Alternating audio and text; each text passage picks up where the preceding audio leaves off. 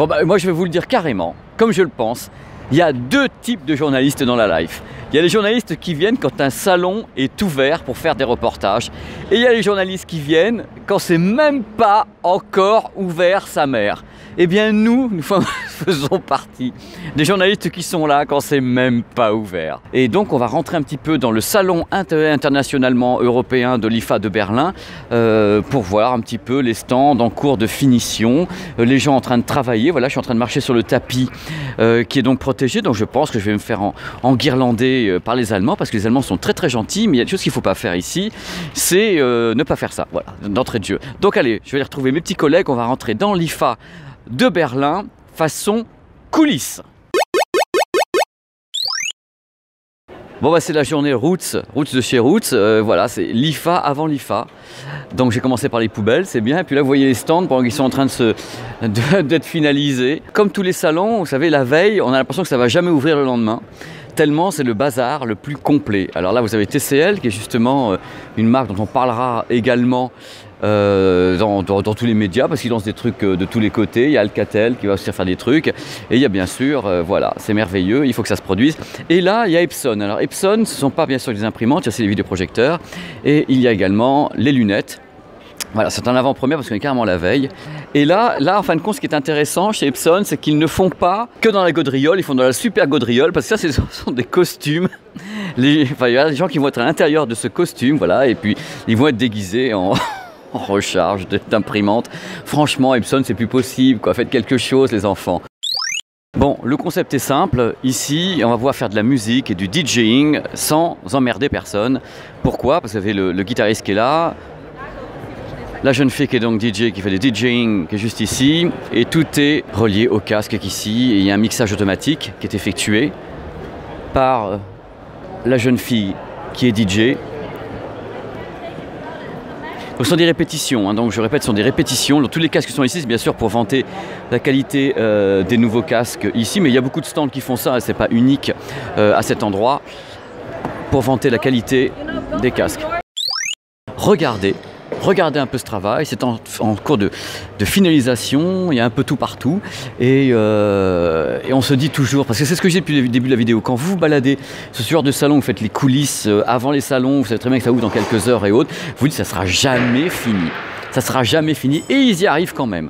Bon, alors on va aller tirer un ou deux téléviseurs, hein, parce que quand même, bon, faut pas que je sois venu pour rien, il faut rembourser mon voyage. Donc là, ils sont tous là, les Imensa, Ultra HD, LED TV, donc LED TV, des téléviseurs à rétro-éclairage LED, Grundig, qui sont là, qui sont jolis, mais ils sont, voilà, c'est lourd. Si je sors avec ça, je vais me faire, voilà, comment dire, ils sont pas sympas toujours, les Allemands, qui ont fait un truc mal ici. Ouh là là, mon Dieu. Donc, je rigole. Donc là, il va y avoir des Français. Il y a Arcos qui est ici, Wiko, je pense qu'il y a mes potes de chez Wiko qui doivent être là. Voilà, vous avez le salon avant que ça ouvre. Tant que je ne me fais pas jeter, je reste, et quand je me ferai jeter, ben écoutez, ça se passera, je me ferai jeter. Comme il n'y a pas encore de produits sur les stands, parce qu'ils sont malins, ils installent, mais ils ne mettent pas les produits. Donc même s'il y a des mecs comme moi qui passent avec ouais, peut-être, machin truc, je vais te faire un sketch, on voit des gens en train de monter un stand, mais on ne voit pas les produits phares. Ils sont en arrière-boutique, ou ils sont couverts, ou dans des coffres. Il y a des trucs super marrants. En fin de compte, là aujourd'hui, ils installent. On est donc le jeudi 1er septembre. Ils installent. Ils ne mettent pas tout en place encore. Et quelquefois, ils attendent l'ouverture demain matin pour savoir ce qu'ont fait leurs concurrents. Et dans ce cas-là, il leur arrive de changer la disposition ou mettre un produit qu'ils pensaient ne pas mettre. Et ils vont le mettre quand même parce qu'ils se disent bon, l'autre a fait ça, donc on va faire ça pour le concurrencer. Voilà, on a vu des trucs comme ça. Ah bah bien, super cool. Donc c'était des petits trucs comme ça qui sont marrants entre concurrents de toutes les marques. Ils s'épient, ils se regardent, ils regardent ce que fait l'autre. Mais là, ils ne peuvent pas le savoir encore, tout n'est pas en place. Mais demain, ils le sauront. Donc ils vont agir à l'ouverture même. C'est-à-dire 1 heure après, ils peuvent avoir changé un produit de place ou un truc comme ça. L'avantage de se balader sur les salons comme ça, la veille, c'est parce qu'on connaît des potes. Et là, c'est mon pote Hervé. Salut Hervé Wiko. Mais Hervé, tu as à ton poignet un bracelet que j'avais jamais vu. Ouais, ça c'est le WeMate, c'est le Smart Band. WeMate. Ouais, c'est le premier Smart Band de Wiko. Et c'est un Smart Band qui est commercialisé à 99 € et qui offre toutes les fonctionnalités en fait, qu'on a sur un bracelet connecté. On a bien entendu une montre, mais on peut recevoir ses emails, ses SMS, On peut bien entendu calculer le nombre de pas, enfin voilà, c'est le smartband. C'est le premier. Le premier et surtout accessible parce qu'on est à 99 €. Et là tu as carrément un casque. Alors j'ai un casque et un casque sans fil. Ouais. On a toute une gamme de casques, donc des casques colorés, je m'entends. Des casques colorés, génial. Donc tu as une enceinte qui est géniale, qui est toute mignonne comme tout. L'enceinte est géniale, elle a un look néo-rétro. Attends, je vous le refais. Il a dit, mon pote Hervé, elle a un look néo-rétro. Ouais, vous savez, voilà pourquoi j'aime bien m'arrêter à Berlin, parce que je rencontre des gens qui sont formidables, on me dit des trucs, et avec des mots pas possibles, quoi. Elle look néo-rétro. Bon, il faut que je vous montre ça quand même, non pas les téléviseurs qui sont là, mais regardez ce qui est marqué là, regardez. Oh là, comme c'est joli, OLED. Mais ce qui est intéressant, c'est pas l'OLED, c'est qu'on est chez Philips, et que Philips n'a jamais présenté de téléviseur OLED, et ils vont donc le faire pendant l'IFA de Berlin. C'est une révolution pour eux parce que je sais qu'ils travaillent sur le LED. Philips TP Vision travaille sur le LED maintenant depuis 2 ans parce que j'ai vu des démos il y a 2 ans. Et bien sûr, derrière les draps ici façon Ghost Town, il y a ces nouveaux téléviseurs OLED qui je pense seront commercialisés à la fin de l'année. Mais j'en sais pas plus. C'est ça les coulisses. Bon, bah là, voilà l'annonce qu'on attendait. Premier téléviseur OLED Ultra HD avec l'Ambilight. Voilà, il fallait oser, ils l'ont fait, j'ai pas le prix encore. Les conférences de presse, c'est bien, mais c'est aussi super quand ça se termine. Donc là, voilà, tous les gens qui étaient ici ont pris des notes, il y avait des youtubeurs, des journalistes et des blogueurs, et hop, tout est déjà sur internet dans le monde entier. Donc l'annonce qui vient d'être faite ici, notamment par Philips, il y en a plein d'autres dans la journée, c'est le premier téléviseur OLED, donc OLED TV, Ultra HD avec Ambilight. Moi j'ai envie de dire génial pour une bonne et simple raison. Enfin de la concurrence dans le monde des téléviseurs OLED, enfin des marques qui s'y mettent. Ça ne peut qu'être bon pour le marché. Le reste, on en parlera plus tard, la qualité, le machin, le HDR, ça c'est un autre problème. Et déjà, ça prouve au public dans le monde entier que ça bouge. Parce que c'est ce que ça manquait un petit peu quand même. Hein. Allez.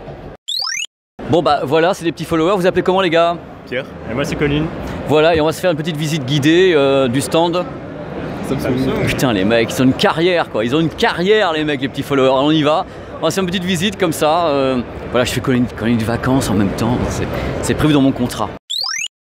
Moi plus tard dans la vie, je vais être une cartouche d'encre TYWZ6644 de chez Epson parce que c'est mon truc dans la life quoi. Donc en plus elles sont charmantes les jeunes filles, c'est génial. Le rêve pour moi c'est Gibson, la marque de guitare Gibson. Et en même temps ils font des casques, ils font des tas de choses. Et là, moi c'est religieux. Hein. Alors il paraît que là vraiment on est dans l'exception la plus totale. On est carrément en carré VIP de chez VIP. On va voir ensemble la marque Gibson. Alors moi à chaque fois c'est le rêve quoi.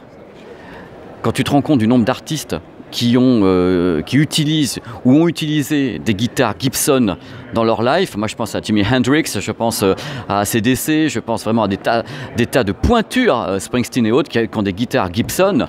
C'est du délire complet. On va en voir des magnifiques d'ailleurs. Alors, je vais vous montrer un petit peu ces guitares. Regardez, la guitare Gibson en hommage à Elvis. C'est quand même pas rien quand même. Voilà. 20th Century, B.B. King, qui était un de mes favoris. Franchement, regardez la beauté de ces guitares. C'est juste à couper le souffle. Bon, c'est un grand moment. On va faire une petite photo en 360 degrés ici. Vous avez des appareils photo de tous les côtés. Comme je ne tiens pas en place, il va falloir que je saute en l'air et tout, ce qui est quelque chose de très facile pour moi. Allez hop, je me mets sur la marque, qui est donc ici. Ok? Ok, 1, 2, 3.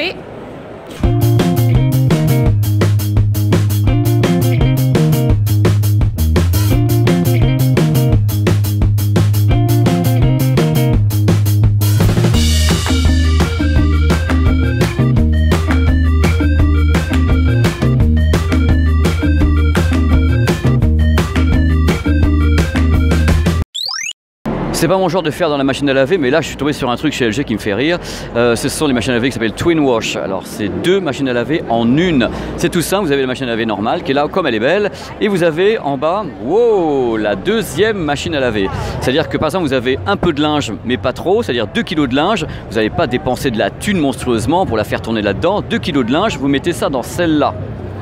Et vous avez beaucoup de linge, vous avez dans celle-ci, et encore plus de linge, vous pouvez faire fonctionner les deux en même temps. Vous pouvez laver dans ce cas-là un nombre dingue de choses chez vous. Donc je trouve ça plutôt marrant. Bon, le prix on ne l'a pas donné, mais je suppose que 2 machines à laver, ça va coûter un petit peu cher. Mais l'idée quand même, déjà celle-ci fait 10 kg hein, en direct drive, et l'autre, je sais pas, doit faire, oui c'est ça, 2 kg, 2 kg 5. En plus on peut laver 12 kg de linge.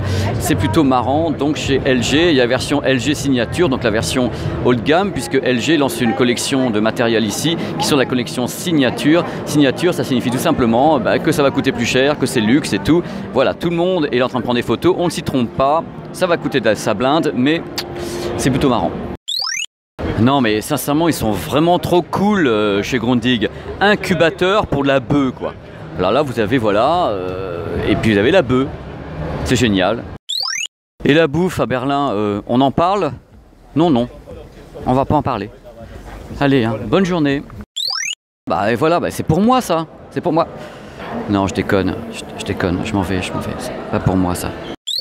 Voilà, il est temps de plier bagages les enfants. C'est la fin de ce petit clin d'œil sur les coulisses et des petits morceaux du salon de l'IFA de Berlin sur PP World. Il y aura bien d'autres vidéos qui vont venir, et concernant l'IFA de Berlin, eh bien écoutez, il y a déjà plein de vidéos qui vont se pointer sur Energy Games et tout. On a tourné plein de trucs. C'était pas le salon où il y a le plus de nouveautés, il n'y a pas de rupture technologique, il y a des confirmations de choses que l'on sait, il y a l'arrivée de nouveaux acteurs sur l'OLED, il y a des objets connectés à foison et tout n'est pas forcément extraordinaire. Il y a des drones assez sympas, dont justement le Power Egg, dont on reparlera certainement beaucoup dans la presse et sur cette chaîne YouTube. Qui sait, moi je sais pas ce que je vais faire du jour au lendemain. Donc d'ici là, portez-vous bien. N'hésitez pas à parler de cette chaîne autour de vous si ça vous plaît. Puis si ça vous plaît pas, ça me rendra malheureux quoi, c'est tout, vous ferez un mec malheureux. Donc je vous dis à très vite sur PP World, portez-vous bien surtout. Allez, ciao.